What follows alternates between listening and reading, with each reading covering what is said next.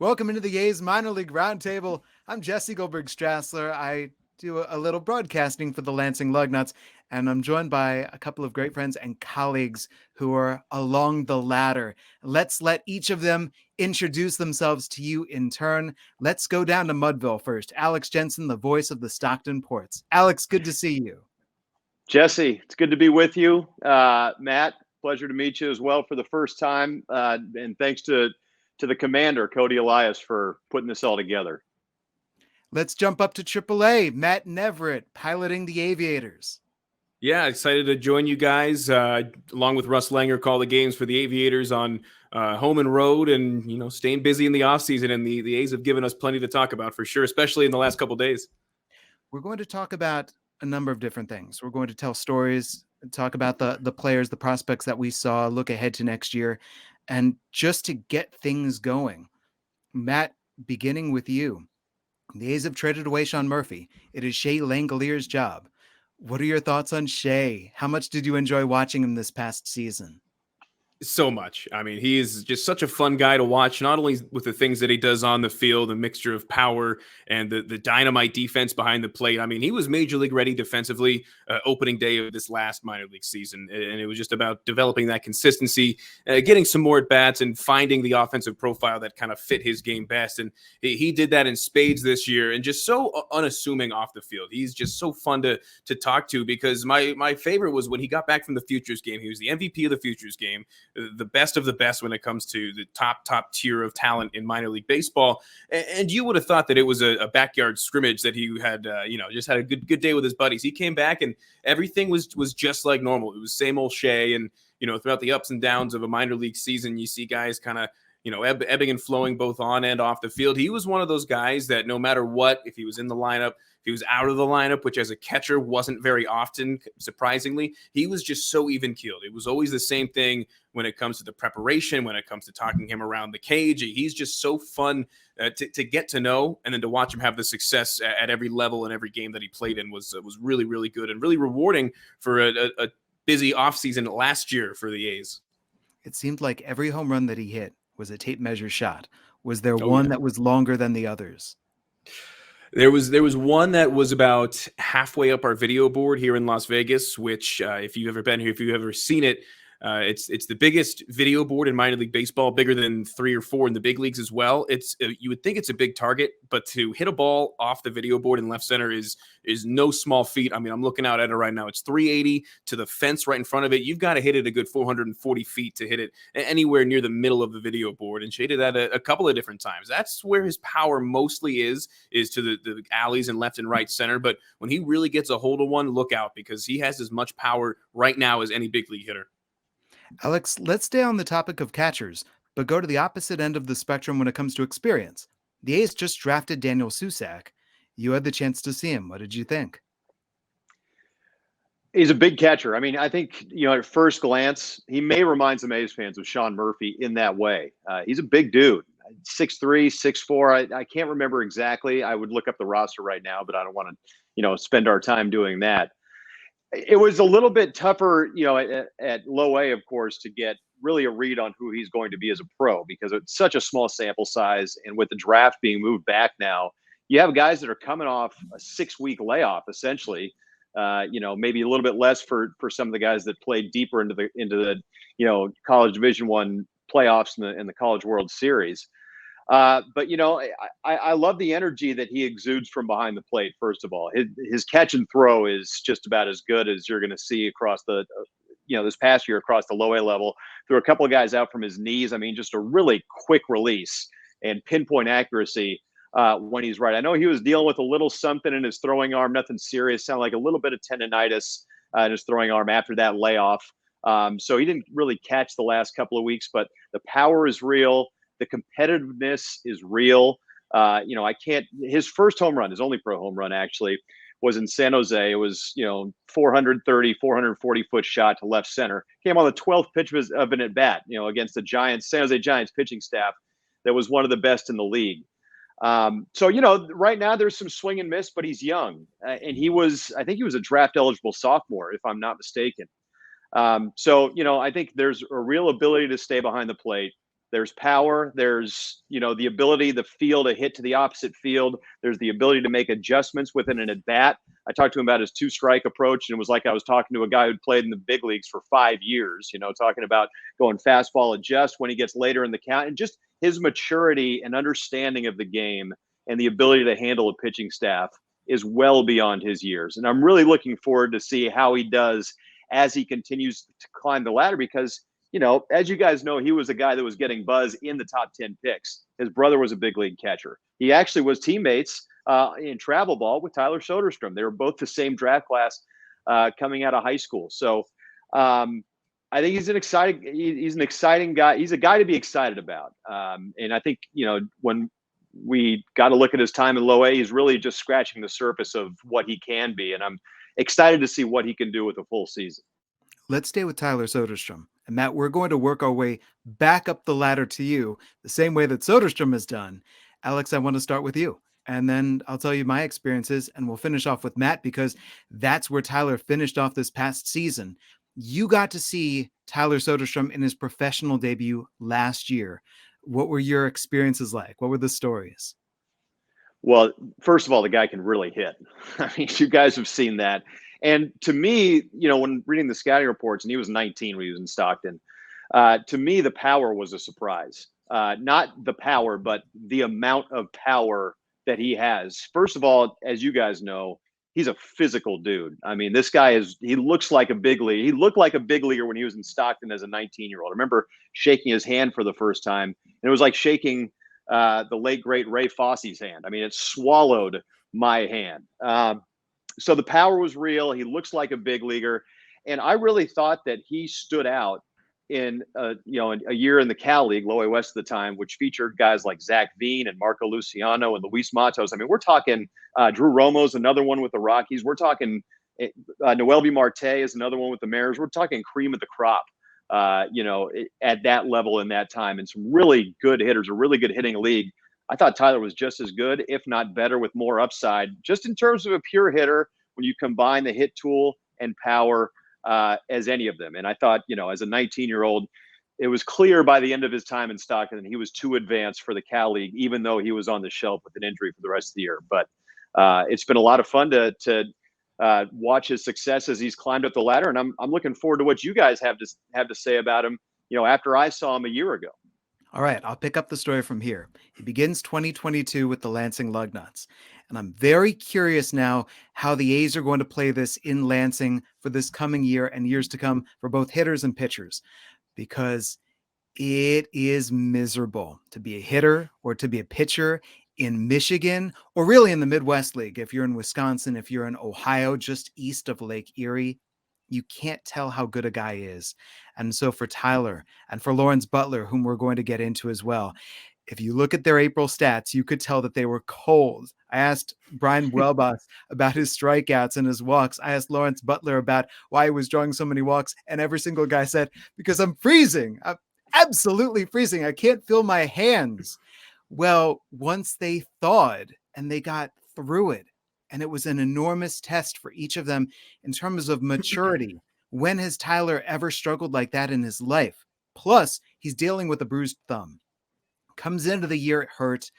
The year starts, he re-aggravates that thumb injury. So now he suddenly can't play catcher. We move him off to first base.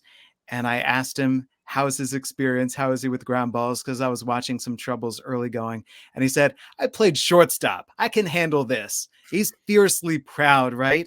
And he did. He improved and improved as a first baseman. But the second he got cleared, he could not wait to go back to catcher.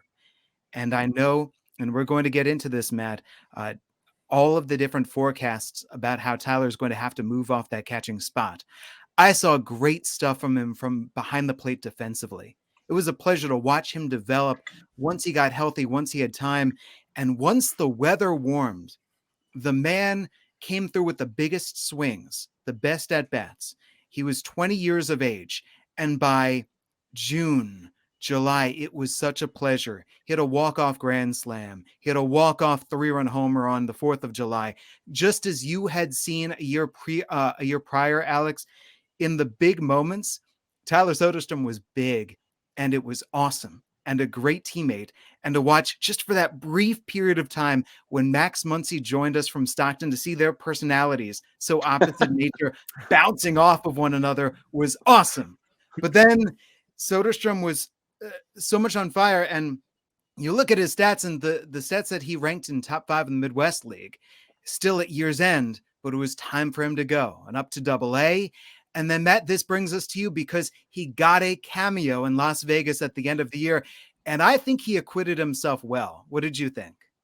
Yeah, no, I mean, as you guys have mentioned, the hype surrounding him when he arrived was huge, and after seeing Shea Langeliers all season, he was the coinciding roster move at the end of the year when Langeliers got called up. So you wonder what you're going to get from a guy after just 36 games at the AA level. Young kid, you hear all this hype. As you mentioned, he really showed what he's made of. In his brief end of the season stint here in Las Vegas. I mean, basically hit 300, put the ball in play more often than he did not. And just even his groundouts were 100+ mile an hour shots towards the second baseman. His base hits were all screaming line drives. He was just a really fun guy to get to know a little bit. He did have one home run that was just a screaming liner over the right field fence. That's what he's going to do, no matter if he's catching, if he's playing first base. I've heard people say corner outfield potentially for a guy with his size. He's going to hit. So that's one thing that any team that is going to be lucky enough to have him play for them is going to know. You're going to get a middle of the lineup hitter who's going to compete, whether he's behind the plate or at first base. He's not going to be an easy out. He's not going to be an off day in the field. You're going to get everything from Tyler Soderstrom every time he goes out there. And it's really few and far between that for a fact 100% that you're going to get a guy's best day in and day out, no matter what position he's playing. And, Soderstrom has lived up, at least in my eyes, in the brief stint that I saw him, to all the hype and then some. He's a really exciting player for the future of the A's. He's got power too. Oh yeah, it's such a picture perfect swing too. Like it's your prototypical lefty power hitter, a guy that can also spray the ball the other way. I mean, it is just a beautiful swing. And Jesse, you alluded to this too. He kind of plays with almost like a subdued intensity. You don't always see it, but there are times you are going to see it, and how much he cares. And I think that's one of the things I love about Tyler as well. Do you know who he reminded me of?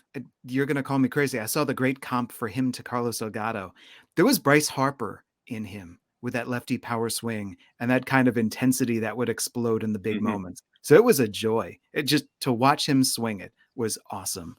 Matt, I want to stay with you, Matt, because at the end of the year, not only did you have Tyler, you had a bunch of guys who joined the Aviators to conclude the season. What was it like to see Zach Geloff? For Zach, second year in a row, finishing off the season with the Aviators, and you're really getting to see that big up-and-coming nucleus to form the A's future. Yeah, and as you mentioned, it was the second time that he had been promoted to Las Vegas. At the end of the 2021 season, they brought him up.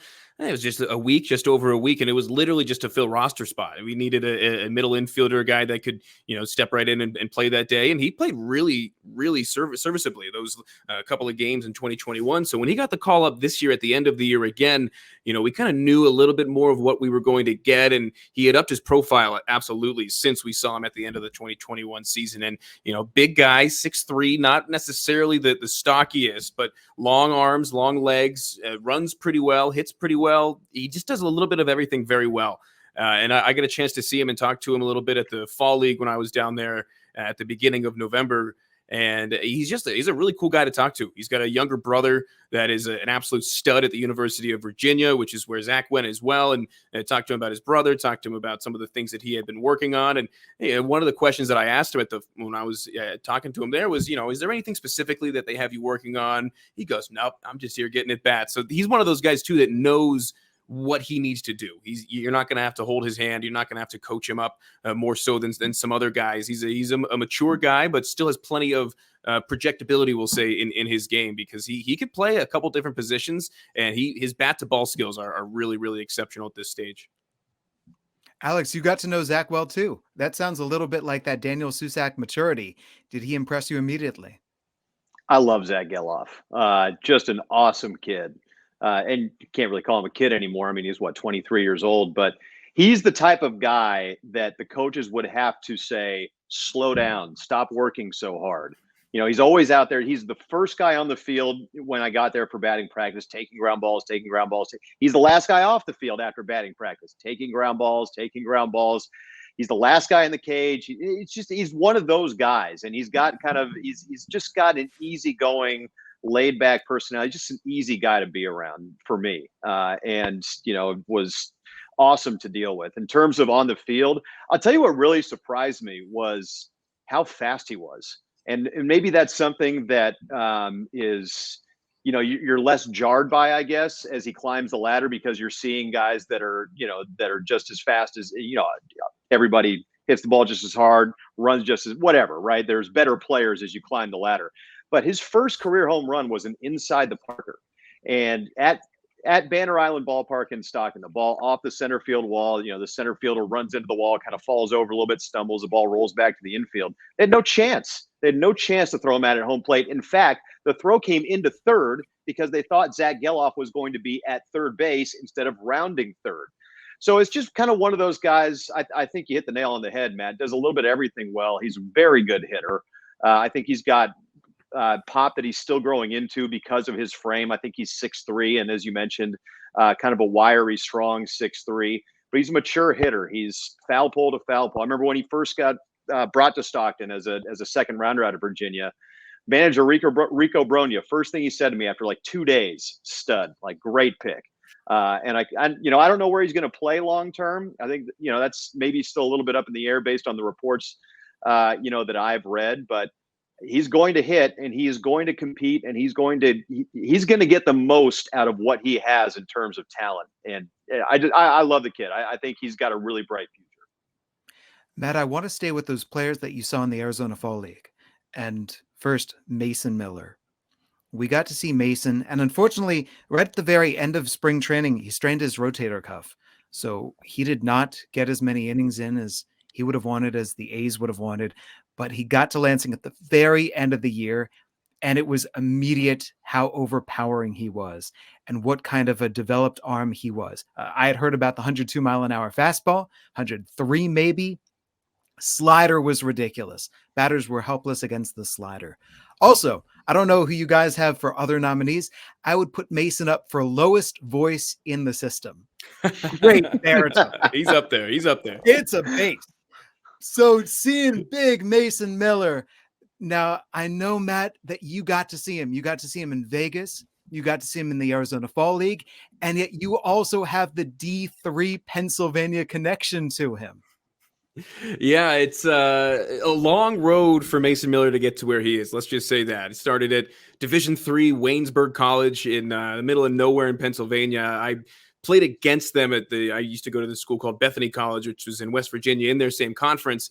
So I've been to Waynesburg College. It is nothing to write home about. So the fact that he was able to play for 4 years at a Division III level that's not known for churning out any prospects ever, to go to Gardner-Webb at the Division I level based on the projectability, once he was able to figure out his frame, the well-documented story of, finding out he had juvenile diabetes in college, and, readapting his workload and his dieting and taking a lot of those things seriously that you see out of big league players every day. He was able to transform himself 1 year at Gardner-Webb at the Division I level, and then he has been plagued by injuries since. Like, as you mentioned, he threw 12 innings this year. He threw 6 innings over 2 starts for the Aviators, and he threw more than that in the Fall League. So he's a guy who, when he is healthy, as you mentioned, 102-mile-an-hour fastball, we had him clocked at over 100 plenty of times in his handful of outings here with the Aviators. He is as exciting as it gets in terms of pitching prospects who maybe are kind of under the radar, because he is starting to gain the laurels. I mean, obviously, a lot of the hype is real, but he's going to be a guy that's going to have to show it. And it's going to be a matter of whether he stays healthy, whether he stays consistent throwing that fastball in the zone, because more and more guys are throwing 100 miles an hour now than ever before.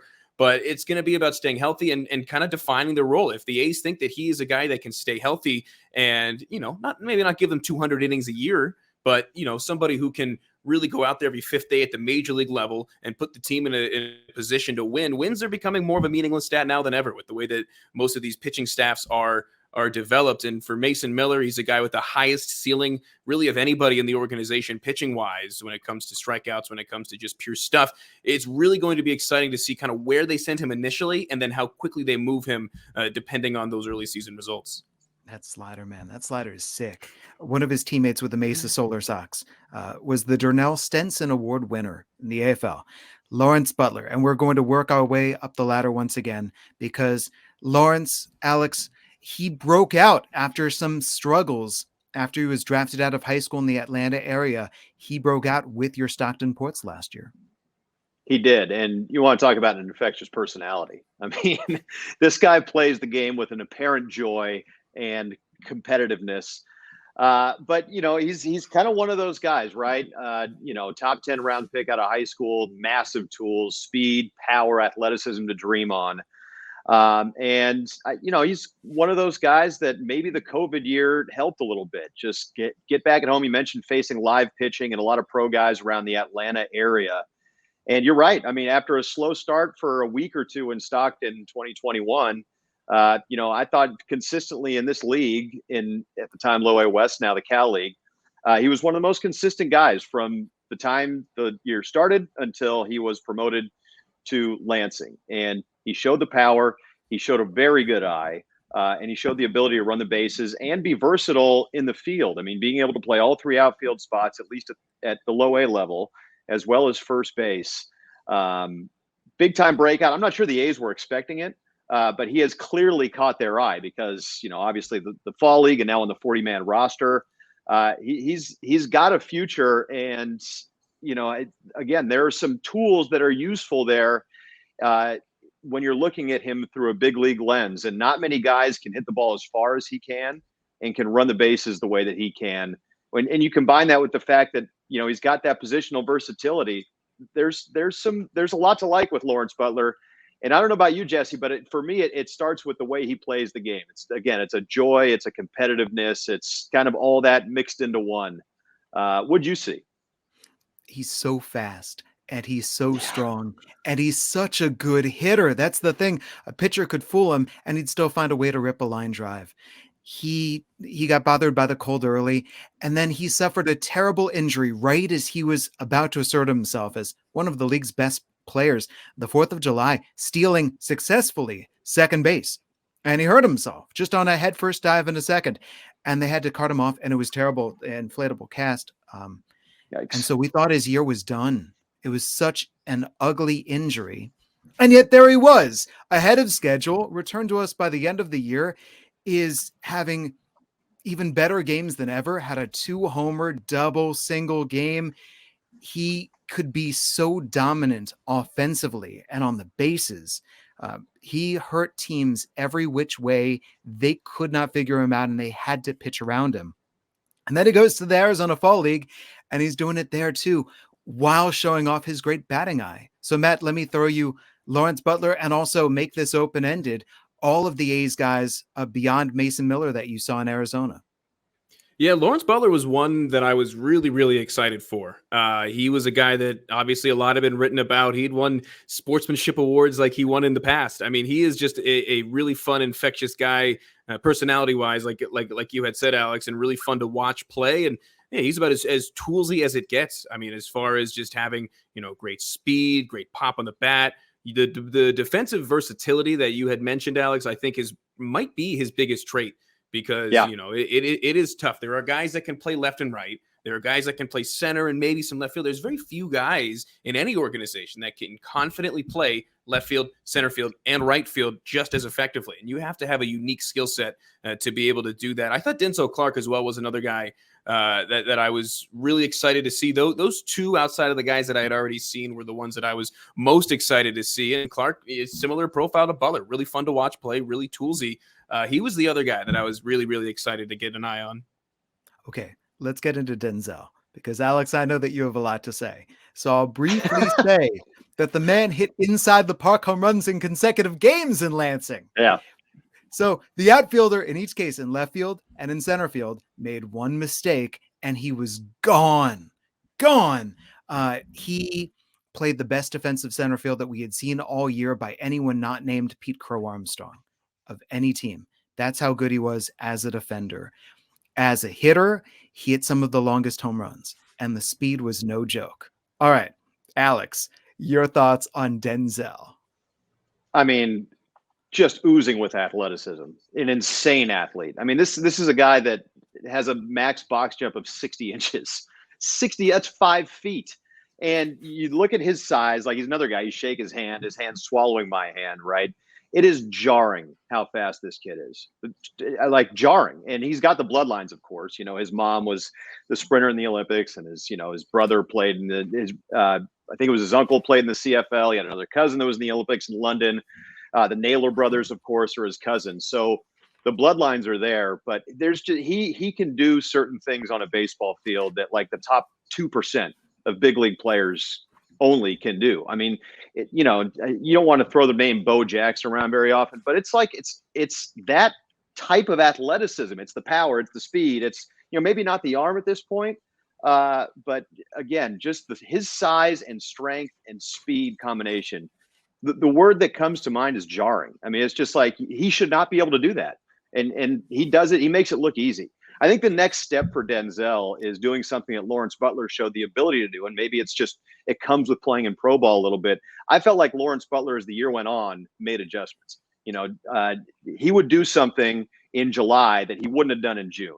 And even 2 weeks later, he would do something. You're like, wait, he wouldn't have done that 2 weeks ago. Denzel, I think you saw some glimpses of that, but I think you just need to see it on a more consistent basis. But in terms of a ceiling, his ability to play center field, as you mentioned, Jesse, his power, I thought he was another guy that was just a pleasure to be around. His energy inside the clubhouse, at least that's what I saw in Stockton. The sky is the limit for this kid. I mean, if he puts all of it together as he continues to climb the ladder, you're talking about an all-star in the outfield. Now, of course, it takes a lot to do that at the big league level, and low A is a long way from the big leagues, but he's got a skill set and an athleticism, like an athletic profile that just not many guys who play the sport of baseball have, in my opinion. Fascinating guy to talk all sorts of different topics with too. Big Rafa Nadal fan, big martial arts guy, big, you name it, Denzel Clark might have opinions and might have great interest, and you might bring an enormous smile to his face and asking about it. And there he was in the futures game, right alongside Shea Langeliers, making a remarkable catch running into the right field wall. So he was a pleasure. I anticipate Denzel is going to come back to Lansing because, just as you said, the adjustments, it would go week to week. 1 week, he would own the other team's pitching staff. The next week, team would come in with a book on him, and he'd really struggle. Another guy I anticipate coming back to Lansing next year is the other first-rounder, Max Muncie. So Tyler Soderstrom and Max Muncie, the back-to-back first-rounders, 2020, 2021, we had in Lansing at the same time. Tyler, I anticipate probably starting the year in Double-A Midland after that great taste in Triple-A, and we'll see how long it takes him to get back to Vegas, but he's got major leagues written all over him next year. I think Max Muncie is coming right back to Lansing based on how things ended for him. But let's start, though, with how things began, and that takes us right back to you, Alex. Yeah, another kid like Zach Geloff. I mean, the first thing that comes to mind, I love Max Muncie. His personality is just, it's infectious. If you were to tell me he was a first rounder, I'm not sure that I would believe you, because he's just like a grinder. He loves to be at the field. He's interested in more than just baseball, a little bit like Denzel Clark. Quick story on Max Muncie. There was in Stockton. There is, the dugouts, they didn't build the stairs all the way up to the top rail. So there's like essentially a piece of wood with plywood on top, like a little platform for people to stand on half the dugout. Well, it was starting to rot through a little bit. And Max Muncie is on his hands and knees, kind of looking underneath this little platform. Saying, "Oh yeah, I can fix that. I can do that." So you start there. He's just a pleasure to be around. And on the field, he was an 18-year-old just fresh out of high school and in professional baseball. So there were some mistakes, but he's another guy where he could do some things that not everyone can do. I mean, the bat speed for his size is exceptional.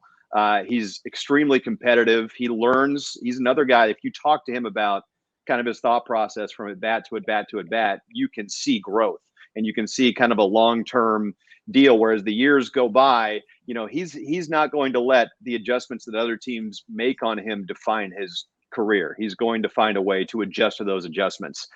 It's just a really mature mindset for me anyway, for a kid coming out of high school, and just the way he thinks about hitting, he thinks about the game.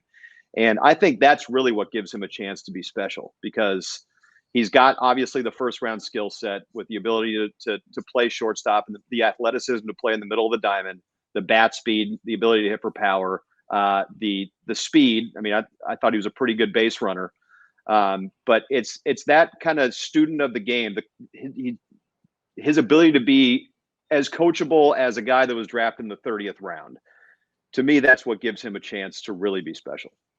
I asked him if he was going to go to Instructs, and he said no. And then I followed up a little bit later because I had heard, wait, it's being reported you are going to Instructs. And a gleam came into his eye, and he said, Juan Neverett is going to be there, and I'm going to work with Juan on fielding, and it's going to be awesome. That was the reason why he could not wait suddenly to get to Instructs. No, I changed my mind. I'm going.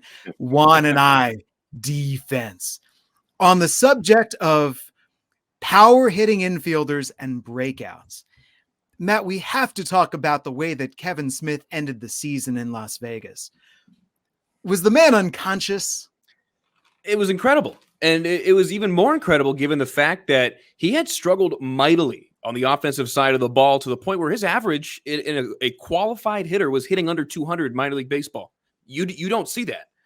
He couldn't hit the broadside of a barn with a bat, and then turn around into the month of September, he couldn't get out. Both him and Jordan Diaz, who I know we'll talk about in a little bit, were as good offensively in a short stretch as anybody I've seen.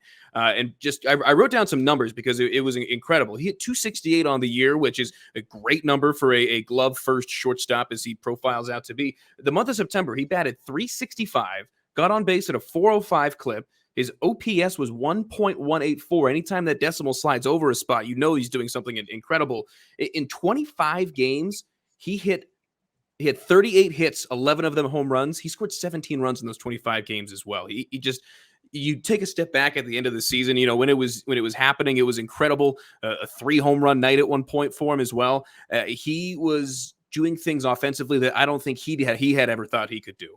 And it was so fun to watch, because he's such a nice guy too. He's so good to talk to. If you need a player for, a video, or you're doing something for social media, he was always one of the first guys that we would go and seek out. And so to have one of those guys, especially, have just the incredible month offensively that he had, and it really bodes well for him for the future, because, with Nick Allen locking up the shortstop position for the next however many years at the major league level, it's a shuffle for who fills in behind him. And I think for Kevin Smith, better late than never, he's a guy who really upped his profile within the organization at the end of the year. I would call him the politician, or the mayor. And I don't want to set aside the negative connotation dealing with politician, because he was just so polished, and it was so easy to talk with him on everything. Just an easy, great, professional, classy sort of guy. And I want to stick with him just as a quick connection, and then we're going to come back. 2017, the Bluefield Blue Jays had Kevin Smith, they had Zach Logue, and they also had a guy named Ryan Noda, who was the Appalachian League MVP. So a quick story about Noda, because Noda was just acquired. He was just picked up by the A's in the Rule 5 draft, 2nd overall. 2018, he was a Lansing Lugnut. So I got to know him. Set the Lansing Lugnuts franchise single season record, drawing over 100 walks that year. He was a guy who is a left-handed throwing, left-handed hitting guy, but as he came up, he played shortstop for a couple of days. And at Cincinnati as a freshman, they used him as a pitcher briefly. When he was younger, he swung at everything, he pulled everything, and he told me his father, while he was in, I believe it was middle school, heading into high school, said, let's go to the batting cage and we're going to end that, and taught him how to use the whole field and taught him how to be more discerning, to the point now where you look at his skills, besides the fact that he's an outstanding basketball player, the man's eye is tremendous. He stole 20 bases last year in AAA for the Dodgers, and the power's prodigious. So I loved that the A's brought in Ryan Noda. There's a good pipeline from Lansing and the Blue Jays organization into the Oakland Athletics organization, Zach Jackson and Zach Logue and Danny Jimenez and onward. All right. So just moving from that, I want to stick with that whole idea of the charismatic player that Alex, you and I started to talk about, that Max Muncie type, that Lawrence Butler type, that Denzel Clark type. For each of you, and Alex, I want to start with you. Who are your most fun players to have around on the team this past year? Man, that is a great question. I will go with Danny Bautista, and he's not really on the prospect profile, especially if we're excluding the guys that we've already mentioned. But Danny Bautista has been a Stockton Port now for 2 years, and I suspect, Jesse, that you'll see him in Lansing next year. But another guy, just always a smile on his face, no matter what happened the night before. He could have struck out 4 times, could have been an error in left field, so on and so forth. But he's just always a pleasure to talk to. Always, like I said, always a smile on his face. He was like a leader on the Ports team this past year, and it was a team that had some youth on. I mean, I think Pedro Pineda is a young outfielder who's got some upside. Danny Bautista's the type of guy where you can look at and say, okay, that's how I need to take care of my business every single day, and do it with a smile on my face. So, I think Danny Bautista is the answer for me. I remember talking to Steve Scarsoni when he was in town, probably middle of August. And Danny was a guy that he brought up, like, his attitude's always great. He's making improvements. I mean, he's the type of guy that you want to have in your organization, because he's going to have a positive impact, on several younger players, especially younger players, because of the way that he goes about his business. His dad, of course, won a World Series with the Diamondbacks. And Jesse, I'm excited for you to get to know Danny next season in Lansing. I'm excited too now. Thank you. Matt, how about you? Who are the most fun guys? A couple of the names that come to mind right away. Mickey McDonald, just such a great, approachable guy. He's one of those guys that'll come up to you as a broadcaster and bring something up. Normally, guys are always happy to talk to you with certain exceptions. But if, usually it's saying, hey, man, how about this? What do you think about this? He'd come up to me and be like, hey, what'd you think last night? And he just, with his versatility on the field as well, it adds a whole other element. I mean, he played second base, he played third base, he played all 3 outfield spots. He did them all pretty well. He was an outfielder that they randomly, brought into third base because we were really short on corner infielders here in Las Vegas at the end of the year. And for a guy like that to finally get a big league call up after a lot of the things that he had been through in the journey to get there, he's one of those guys that I was happy for, really more so than others. Another guy like that, Nate Mondu, who's a free agent as of right now, but he was a really good guy to get to know. He was a returning player from 2021, so I had known him for a little bit extra than some other guys. But Mickey and Nate are 2 buddies off the field as well, so it was always funny when you'd catch them in the hallway, just the 2 of them talking, because they'd always rope you in on some kind of a fun conversation. But there's a lot of guys that are still with the organization as well that I thought were really, really fun to be around and could definitely bring a lot. One that comes to mind, big Brian Howard, who is, popular everywhere he goes. He's the only guy I've ever known that is strictly reserved to the emergency exit row on an airplane. We fly when we travel here in AAA. So we just happen to fly Southwest with the Aviators. And so it's open seating. He always pays extra to get on first so that he can have the emergency exit, because, legs of a 6'9" human being are not meant to go in a normal space in an airplane cabin. And he's always one of our leaders when it came to hacky sack as well. That was a really big hobby that most of the team at one point or another, or I guess the majority of the season, took part in, was hacky sack tournaments. And Brian Howard was the one making T-shirts and getting everybody involved in that. So he's a good leader, both on and off the field. Yeah, Mickey, Nate, Brian. Trying to think of any other guys. Jonah Bride, I actually really enjoyed getting to know him, and just seeing the way that he would work with Shea Langeliers here, because Langeliers obviously has always been a prodigious catching prospect, especially on the defensive side of the ball. So he kind of was working extra with Jonah on some of the defensive finer points of catching, even though I think Jonah caught 1 game in the month that he was here for us. But just to have that versatility and have a guy like Shea Langeliers teaching you shows a lot of humility from Jonah, and just kind of describes the way that he is as a person. But I actually really got to know him this year, and he was one of those guys too, just because of his name, that other teams would have fun with when we'd be on the road. I heard a lot of White Wedding as his walk-up song. The teams had a really good time with the bride theme when he would come up to bat. I want to go back. Hacky sack. Alex, did the Stockton Ports hack? Because the 2022 Lugnuts hacked like no other team I'd ever seen. 2021 ports certainly did, which would be most of your 2022 Lansing That explains Lugnuts. it. But I saw a lot of footballs in the outfield. I saw some frisbees even. Did not see a whole lot of hacky sack. And we had a lot of soccer as well. I don't know if it was soccer, just yes. the foot related sports. I had Steve Klauke, who's been calling the games for Salt Lake for years and years and years, came up to me. I was filling in one series early in the year up there, and he came up to me and goes, "I think you guys should forfeit the game tonight." And I was like, "Why? What happened?" He goes, "You see that? No one should play soccer on a baseball field." And I was like, "I don't know if I would take it that far," but they did take it to a new level. Drew Swift was our keeper. Tyler Soderstrom has a wicked shot. Like, it's World Cup season now, but yeah, the guys were feeling it during the year. And I'm glad that we are developing the hacky sackers of the next generation for you, Matt. Of course. The Lugnuts player with the kind of charisma. And I'm going to stay away from the clubhouse. The clubhouse, everyone was great. There are a ton of Hall of Fame human beings that I met all throughout the year, and you're going to love them. Euribiel Angeles. I've never seen a player who is a stand-up comedian on the field like him. And I would just tell people, do not take your eyes off of him. He's going to mess with somebody at all times. If the umpire got too close, he messed with the umpire, and he left the umpire in stitches. If there was a runner who reached his base, oh, that runner was in for it. And the same thing held true if Euribiel reached base. The first base coach, the first baseman. At second base, the middle infielders, he could get the pitcher laughing. The man, wherever he went, brought chaos. He was shoving people off the base. He was stealing gloves. He would, whatever he could do, it was a joy. And he started up the season after he was acquired from the Padres in the Sean Manaea deal.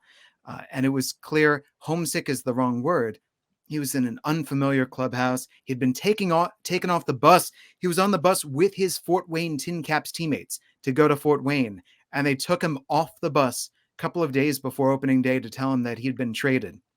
So after that adjustment period concluded and the man actually started to loosen up, oh, baby, the laughs came and they were plentiful. Another guy, and Matt, I'm sorry that I didn't get immediately to this at the time, but I want to circle back. You mentioned Jordan Diaz. Let's get into Jordan, the man with the dancing horses back home, the man who in Colombia, his father's one of the most respected coaches around. And there was a scout who told me when Jordan was with the Lugnuts, he was like, does that guy ever swing and miss at a pitch in the zone? I was like, not that I can remember. How about you? No, I don't remember one either in particular. The dancing horses one threw me for a loop because it was actually Nate Mondu who came up to me and goes, "Hey, how well do you know Diaz?" I was, enough. I know him a little bit. Just, blah, blah, blah. Why? He goes, "Oh, he dances horses in the off season?" And I had to go ask him about that. He's got a tattoo of it. It's a big deal. And those are expensive. I mean, that is a bonus and then some to buy a couple of dancing horses. And, like you said, he was really fun to watch because he never missed. If he was swinging, you knew something was going to happen. And we had him here, and he's another guy that I wrote down some numbers on. 26 games is all that he was here before he was bumped up at the time. We all thought prematurely to the major leagues. Turns out all he does is hit no matter where he plays. But in those 26 games, he batted .348. And when a guy gets called up and has a really hot star, or even anybody at the minor league level, they're really hot. Okay, when are they going to bottom out? When is this going to stop? When are they going to go back to normal, fall back to earth? It just didn't happen with Jordan Diaz in his about a month-long stint here in Las Vegas. They had him playing first. They had him playing second. They had him playing third. He DH'd the majority of the games. 25 RBIs in 29 games. That was a number that stood out to me. He did a great job of not only, as you mentioned, Jesse, putting the ball in play, not swinging and missing, but doing it with runners on base. He was excellent with runners on base, even better with runners in scoring position. And I talked about consistency earlier. He is absolutely a guy that what you're going to get day in and day out. The only knock on his game, and it's because of the way that he is and how aggressive he is as a batter, is the on-base percentage. He batted .348. His on-base percentage was under 400. It was a .383 clip in that shortened period. So he wasn't taking a lot of walks. Wasn't getting a lot of luck, if you will, that fielding independent pitching metric that some people look at. He was not a lot of luck involved. It was him putting the ball in play, finding gaps, and making things happen. That's the only thing I will say about his offensive game, is that he does not take a lot of walks, but for a younger guy still developing, that's usually one of the last things to come along. there were some big questions that I wrote down to ask you guys, just looking back upon this past season. And if you don't mind, I'm going to fire them at you. You ready? Let's do it. Let's do it. All right, Alex, let's start with you. Favorite moment from 2022? Favorite moment from 2022. It was a down year in Stockton, but Junior Perez scored from second base on a wild pitch in extra innings in the top of the 11th, but it won the game against the San Jose. I think the Ports ended up splitting that series, but that's a guy we haven't talked about, but an electrifying athlete, and scoring from second base on a wild pitch, you don't see that very often, especially in extra innings. And that was a very fun moment. So off the top of my head, Junior Perez scoring from second base on a wild pitch in the top of the 11th in San Jose to all but win the game for the Ports. Matt, how about you? It's unique here at the AAA level. I always love watching guys get the call up to the big league, especially for the first time. Some of the names I had brought up: Nate Mondu, Mickey McDonald. So in the broader sense, anytime any of our players get up to the major leagues for the first time, it's always a really, really cool moment, and it's one that we fortunately get to live out, pretty often, being where we are at the AAA level. But in terms of individual moments, one would be early in the season, Billy McKinney with a walk-off grand slam on a Sunday day game in front of 10,000 screaming kids on a field trip day. That was a fun one. The other one that I think stands out more is just kind of an exemplifying thing of how some of these teammates, or some of these players, I guess, have become teammates. At the minor league level, you got a lot of players acquired different ways from different places, and they're different people, prospects versus suspects. But when a team comes together and mounts an 8-run comeback in the bottom of the 9th inning, that takes it from all sides. And the Aviators did that in a game against Sugar Land, the Space Cowboys, the Astros' newly named AAA affiliate here at Las Vegas Ballpark. And they entered into the bottom of the 9th inning trailing by 7. And it was a second half to forget because of all the roster moves that were going up and down from the major league level. We were kind of just picking at scraps with a skeleton roster towards the end because the A's needed so many arms to kind of go up and down. It was a second half in which the Aviators entered the second half in the division lead and finished 15 games back of the eventual PCL champs in Reno. But in that stretch, there were some really shining moments, and this was one of them. They entered the bottom of the 9th in a game in August, trailing by 7 runs. They came back, and Cody Thomas with a walk-off triple with the bases loaded to win it. So an individual moment, I would say that was absolutely number one. For the Lansing Lugnuts, the final road game of the year was a no-hitter. And no-hitters aren't thrown very often in Lugnuts franchise history. There was one all the way back in the early 2000s. And then there was one in 2016, a 6-inning no-hitter that the team lost. It was a part of a doubleheader. And the Peoria Chiefs broadcaster after the game gave me a game ball with a big smile on his face. Congratulations on your no-hitter. So I've got that lost no-hitter game ball. But last road game of the season against the eventual Midwest League champion South Bend Cubs, Jorge Juan started it, and off that went. It was a combined no-hitter, finished off by Osvaldo Barrios, who, Alex, when he was with you, I don't think I'm putting this incorrectly in saying he was a pitch-to-contact, innings-eating starter. And with the Lugnuts, when that didn't go so well, he became a flame-throwing end-of-the-bullpen guy, and we started to turn to him as our closer, and he closed out a no-hitter, and it was awesome. Hanson Lopez was our catcher. He had a cameo in AAA. He had a cameo in AA. There he is. It was just one of those perfect team moments to get everybody together. And that was our final road game of the year. It was fun. No-hitters are cool. Broadcasters can't jinx them, by the way. No, yeah, I've got one 5-inning no-hitter from when I was in the Florida State League, but that doesn't count. So I definitely agree with you there. Before we get into Cody's question that he wanted to ask, and we are going to end on Cody's question. Alex, you mentioned that we hadn't mentioned Junior. There's so many guys that we can't get to. We have a limited period of time. Look, Alex has things to do, people to see. So before we wrap up, which players would you like to mention in passing? Who do you think is going under the radar? And let's start with you, Matt.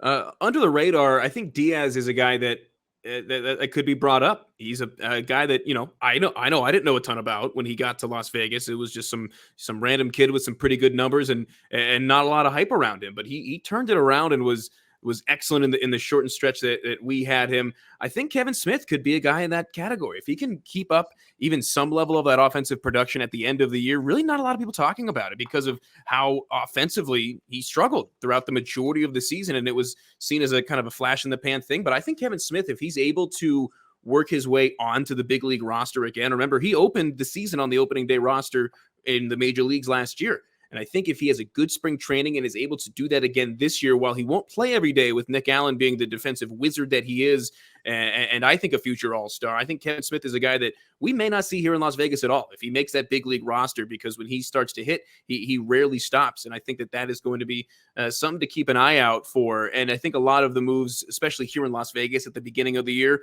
are going to depend on who breaks camp with the big league team. And that comes down to the rotation a lot, which I think that's going to be where the most transient, natured part of our roster is for the second year is going to be that starting rotation. Alex, how about you? Yeah, you mentioned Junior Perez, and he's a guy that came over in the Jorge Mateo deal from San Diego originally, and he improved in every single category this year. And he's only still 21 years old. I believe that's what he was with the Ports this past year. But first year in the Cal League, a young kid hit 207. A year ago was right around that in at the All-Star break, 210, 211, something like that. Ended the year very strong. Didn't strike out a whole lot. Started to walk, and he ended the year at 249 with 15 home runs, 62 RBIs, 32 stolen bases. A guy that can play all. In the big leagues, he probably would profile more as a corner outfielder, but very strong arm, athleticism off the charts, power. It's just he needs to start making those adjustments on a consistent basis. And I think he did that over the back half of last year and really started to make a name for himself again in the organization. And I'm excited to see how he does in Lansing. And then one member of the A's draft class on the mound, a fifth rounder named Jack Perkins, who was getting first round buzz out of high school, power right-hander, 95, 96. Our pitching coach, Brian Corey, felt that he was a big league starter. Fastball, really good cutter in the low 90s with a kind of a hard slur breaking ball and a changeup. And he just completely overmatched hitters in the Cal League coming out of Indiana as a fifth round pick. So Junior Perez on the position player side, a guy with some interesting kind of tantalizing tools. And as a pitcher, I really liked Jack Perkins, and it's going to be, I think he's going to be an interesting guy to watch. Maybe a guy that's kind of flying under the radar a little bit. But an interesting guy to watch next year, and a guy who could very well be a top 30-ish prospect by the time we're talking next year. And Jesse, Alex, another guy. Well, I was going to say another guy that falls into that category that I thought of, Max Schumann. I think he definitely profiles similarly to that, where if he has a good breakout year, he absolutely could crack that top 30. Yeah, I would like Drew Swift in Lansing to just get some health, because the man is unbelievably fast and a terrifically talented defensive infielder, specifically at shortstop. But you can do a lot if you can run and you can play D, and he can hit a little bit. And I think that bat will come, but he just needs time. Brett Harris is now starting to peak up above the radar. That's superlative defense and a fantastic guy who has added power that he didn't have in college. And it was so exciting for me to see, Matt, that Jake Walkinshaw got a chance in AAA. His slider is outstanding. He pitches with such grit. And when that velocity is up, and that velocity can get up, when you couple it with how good his slider is, he can get outs. And I love to see it. Yeah, he was really fun to watch.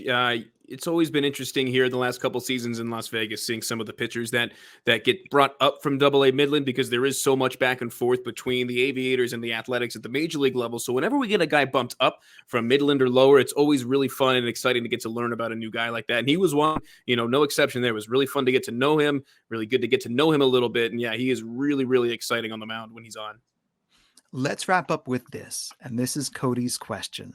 When he first was talking with me about what this roundtable was going to be, he said, you guys got to talk about the best promotions and the best giveaways from 2022. So I'll lead off with this one, because I've been after the Lugnuts to do A's colored gear for the longest time, and we started to do it. Yo, it's beautiful. That's a good one. You see this everywhere now around Lansing, is the green and gold. You'll just see this shirt, and people love it. And so they wear it wherever they go. I was calling a high school football game between two arch rivals, and there are people with their Lansing Kelly Green A's themed uniform. So that was my favorite giveaway of the year. For each of you, is there something that stands out? Alex, let's start with you. Man, that is a great question. I'm going to have to go with a similar type of deal. The Ports wore a Kelly Green A's style uniform in 2021, which was a huge hit. And this year they had a very similar jersey to that one that is hanging in my booth in Stockton. Essentially, this Kelly Green Stockton Ports jersey that says Stockton across the chest in the same font that, the A's have it say Oakland across the chest. And you saw those as the year. I think the A's weekend was in July, if I'm not mistaken. And those made several appearances by fans at the ballpark as the year went along. So that was one of my favorites. I got another one for you. Okay, here's a good one. There was, and it's kind of a twofer, and the team made this a lot of fun too. There was a tank top giveaway, and the Ports do this every year. It's like an annual boat pilot hat giveaway, which is, it's kind of poofy on top with a short brim, right? It's like it's a boat pilot's hat. So the team took to wearing these two items during batting practice for the last few weeks of the year. They would wear tank tops to hit, and a few of them would be wearing the boat hats. So instead of the Kelly Green, I will go with the tank tops, which the club made a lot of fun by wearing them during batting practice. And even when a new guy would come in, he would be given a tank top they would wear during batting practice.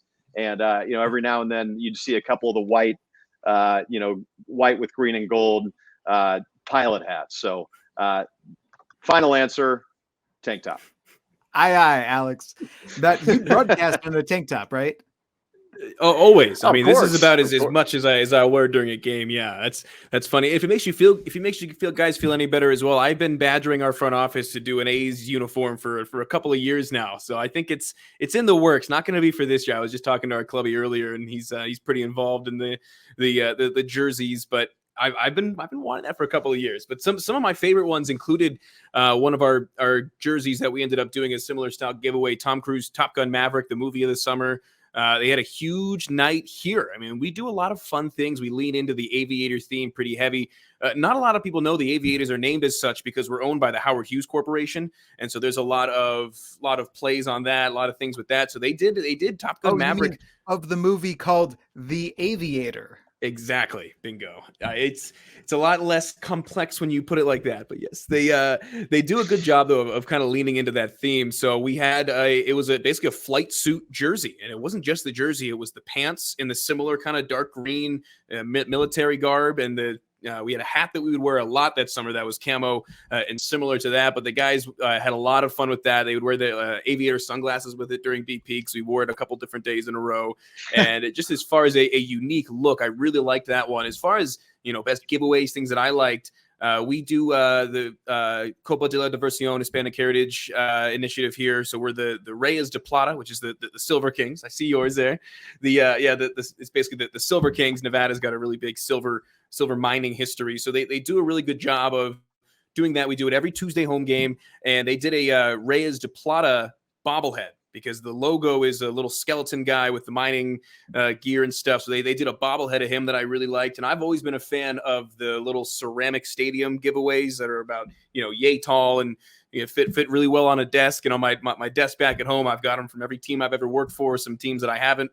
But really enjoyed the giveaway. So I always enjoy those ones. And we did one for the first time this year, and they did a good job. And talking about the video board earlier, I think that was the most detailed and ornate part was our video board display on that giveaway beyond the left field fence.